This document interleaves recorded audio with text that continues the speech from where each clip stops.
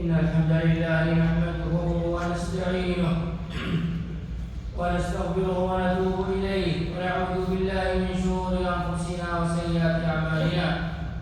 من يهد الله فلا مضل له ومن يضلل فلا هادي له، وأشهد أن لا إله إلا الله وحده لا شريك له، وأشهد أن محمدا عبده ورسوله صلى الله عليه وعلى آله وصحبه ومن اهتدى بهديه واستنى بسنته إلى يوم الدين. يا أيها الذين آمنوا اتقوا الله حق تقاته ولا تموتن إلا وأنتم مسلمون. يا أيها الناس اتقوا ربكم الذي خلقكم من نفس واحدة وخلق منها زوجها وبث منهما رجالا كثيرا ونساء، اتقوا الله الذي تساءلون به والأرحام إن الله كان عليكم رقيبا. يا أيها الذين آمنوا اتقوا الله وقولوا قولا سديدا يصلح لكم أعمالكم ويغفر لكم ذنوبكم، ومن يطع الله ورسوله فقد فاز فوزا عظيما. أما بعد، الابتلاء يا عباد الله سنة كونية، فيبتلي الله العبد في نفسه وماله وأهله إما بمرض أو مصيبة، من فقر أو فقدان مال أو فقدان قريب. وأعظم الابتلاءات الابتلاء في الدين، عافانا الله وجميع المسلمين. فلا بد للمؤمن من ابتلاء ولا بد من تبنيس. أحسب الناس أن يتركوا أن يقولوا آمنا وهم لا يفتنون، ولقد فتنا الذين من قبلهم فليعلمن الله الذين صدقوا وليعلمن الكاذبين. الابتلاء للصابرين منحة إلهية، ولنبلونكم بشيء من الخوف والجوع ونقص من الأموال والأنفس والثمرات. ثم جاءت البشارة لأهل الصبر بالثناء والرحمة والهداية. وبشر الصابرين الذين إذا أصابتهم مصيبة قالوا إنا لله وإنا إليه راجعون، أولئك عليهم صلوات من ربهم ورحمة وأولئك هم المهتدون. وأشد الناس ابتلاء الأنبياء. سئل النبي صلى الله عليه وسلم أي الناس يشد بلاء؟ قال الأنبياء ثم الأمثل فالأمثل. يبتلى الرجل على قدر دينه، فإن كان دينه صلبا اشتد بلاؤه، وإن كان في دينه رقة ابتلي على حسب دينه. فلا يبرح البلاء بالعبد حتى يتركه يمشي على الأرض ما عليه خطيئة. فلنا في أسوة في الأنبياء، ولنا سنة متبعة في الصبر على البلاء. إبراهيم عليه السلام يلقى في النار ويبتلى بذبح ابنه. يونس عليه السلام يبتلى ببطن الحوت، فيجتمع عليه ثلاث ظلمات: ظلمة الليل وظلمة البحر وظلمة بطن الحوت. نبي الله يوسف عليه السلام تجتمع عليه عدة محن وبلايا: محنة إخوته، ومحنة فراقه لأبيه ووطنه، ومحنة الجب، ومحنة الرق، ومحنة امرأة العزيز، ومحنة النسوة، ومحنة السجن، ثم الابتلاء بالملك بعد التشريع. وأيوب مسه الضر فصبر إنا وجدناه صابرا نعم العبد إنه أواب. وإسماعيل وإدريس وذا الكفل كل من الصابرين. ورسولنا صلى الله عليه وسلم يقال عنه ساحر وكاهن ومجنون وكذاب، يوضع عليه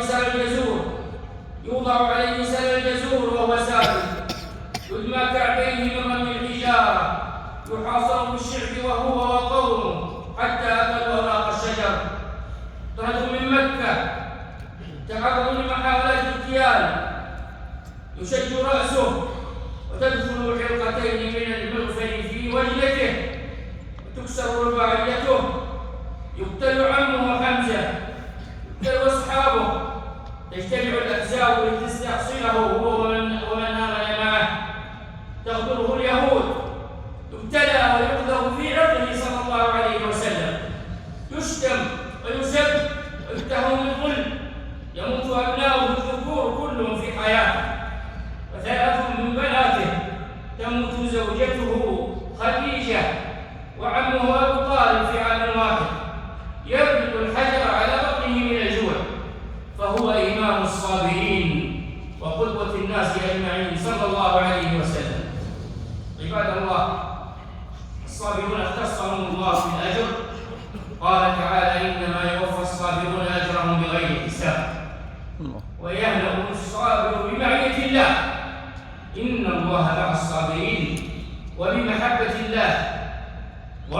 والله يحب الصابرين. الصبر طريق الجنة. سلام عليكم بما صبرتم فنعم عقبى الدار.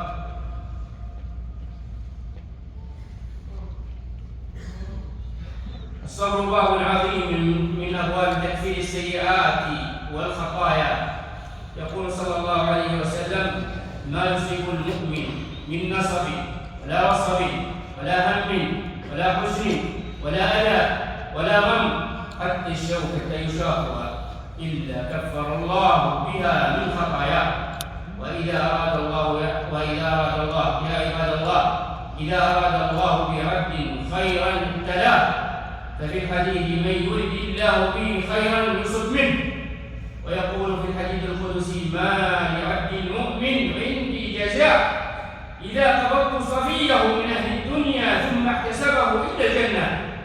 واعلموا أن عظم الجزاء مع عظم البلاء، وأن الله إذا أحب قوما ابتلاهم، فمن رضي فله الرضا ومن سخط فله السخط. فالله يا عبد الله هو الذي ابتلاك، وهو خالقك، وهو أرحم بالعبد من الأم بولدها.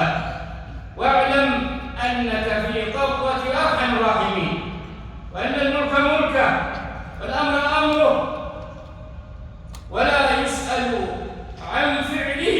قال تعالى: لا يسأل عما يفعل وهم يسألون. فلماذا السخط وعدم الرضا بالمقدور؟ فإنك لن تجد طعما للحياة حتى تؤمن بقضاء الله وتسلم لقدره وتسلم لقدره. قال تعالى: وإن يمسسك الله بضر فلا كاشف له إلا هو، وإن يمسسك بخير فهو على كل شيء قدير. فالأقدار مكتوبة والأقضية ماضية. ما أصاب من مصيبة في الأرض ولا في أنفسكم إلا في كتاب من قبل أن نبرأها، إن ذلك على الله يسير. وليس للعبد إلا حسن الظن بالله والتوكل عليه. تسلم الأمر لله: قل لن يصيبنا إلا ما كتب الله لنا، هو مولانا وعلى الله فليتوكل المؤمنون. بارك الله لي ولكم في القرآن والسنة، ونفعني وإياكم بما فيهما من الآيات والعظات والحكمة.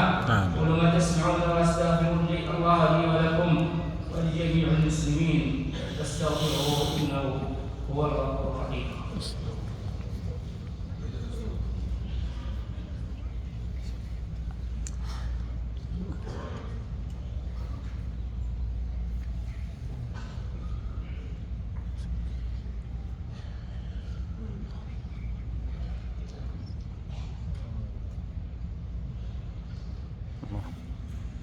الحمد لله على إحسانه وشكر له على توفيقه وامتنانه، وأشهد أن لا إله إلا الله وحده لا شريك له تعظيما لشأنه.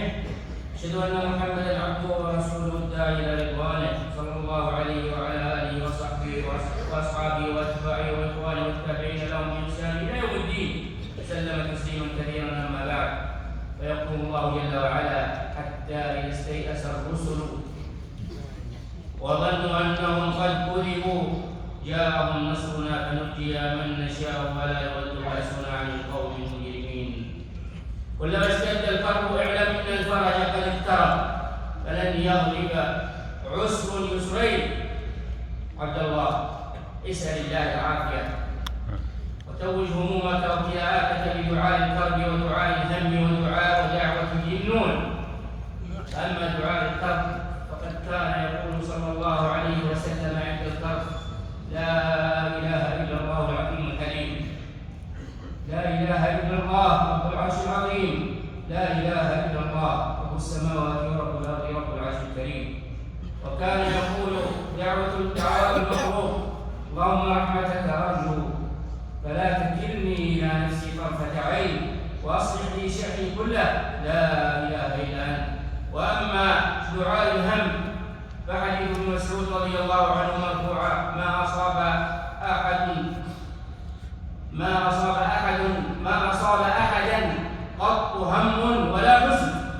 فقال: اللهم إني عبدك ابن عبدك ابن أمتك ناصيتي بيدك ماض في حكمك عدل في قضاؤك أسألك بكل اسم اسم هو لك سميت به نفسك أو أنزلته في كتابك أو علمته أحدا من خلقك أو استأثرت به في علم الغيب عندك أن تجعل القرآن العظيم ربيع قلبي ونور صدري وجلاء حزني وذهاب همي وغمي إلا أذهب الله همه وحزنه وأبدله مكانه فرحا.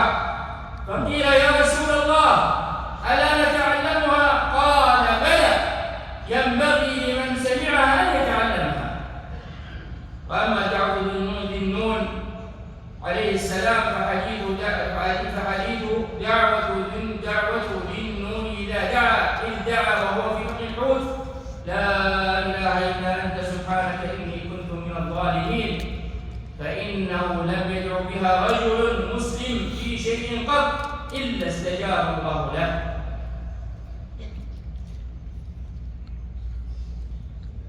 وارشدنا صلى الله عليه وسلم إلى تفويض الأمر لله جل وعلا والرضا بقضائه وقدره. قال صلى الله عليه وسلم ما من مسلم تصيبه مصيبة فيقول ما أمره الله إنا لله وإنا إليه راجعون، اللهم أجرني في مصيبتي واخلف لي خيرا منها إلا أخلف الله له خيرا منها.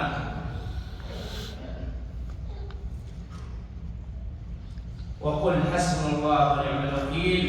قالها إبراهيم لما ألقي في النار فنجاه الله منها، وقالها محمد بعد غزوة أحد فكفاه الله شر الأعداء. عباد الله صلوا على من أمرتم بالصلاة عليه. اللهم صل على محمد وعلى آل محمد كما صليت على إبراهيم وعلى آل إبراهيم إنك حميد مجيد، وبارك على محمد وعلى آل محمد كما باركت على إبراهيم وعلى آل إبراهيم إنك حميد مجيد. اللهم انصر الإسلام والمسلمين وأذل الشرك والمشركين وارفع أعداء الدين وارفع راية التوحيد. اللهم آمنا في أوطاننا وأصلح أئمتنا وولاة أمورنا، واجعل بلدنا هذا آمنا مطمئنا رخاء سخاء وسائر بلاد المسلمين. اللهم وفق ولي أمرنا وولي عهده لما تحب وترضى، وأصلح لهم البطانة الصالحة، واجعل عملهم لرضاك يا أرحم الراحمين، وارجع بهم الإسلام والمسلمين. اللهم إنا نسألك رضاك والجنة ونعوذ بك من سخطك والنار. اللهم اصلح لنا شأننا كله ولا تكلنا إلى أنفسنا طرفة عين. ربنا هب لنا من أزواجنا وذرياتنا قرة أعين واجعلنا للمتقين إماما. اللهم احسن عاقبتنا في الأمور كلها وأجرنا من خزي الدنيا ومن عذاب الآخرة. اللهم اغفر لنا ولوالدينا ولمن له حق علينا. اللهم اغفر لجميع المسلمين والمسلمات. اللهم اشف مرضانا ومرضى المسلمين، وارحم اللهم موتانا وموتى المسلمين. اللهم نفس كرب المكروبين، اللهم فأزل هم المهمومين، اللهم أبدلهم بهمهم وغمهم فرحا يا أرحم الراحمين. ربنا آتنا في الدنيا حسنة وفي الآخرة حسنة وقنا عذاب النار. وآخر دعوانا الحمد لله رب العالمين.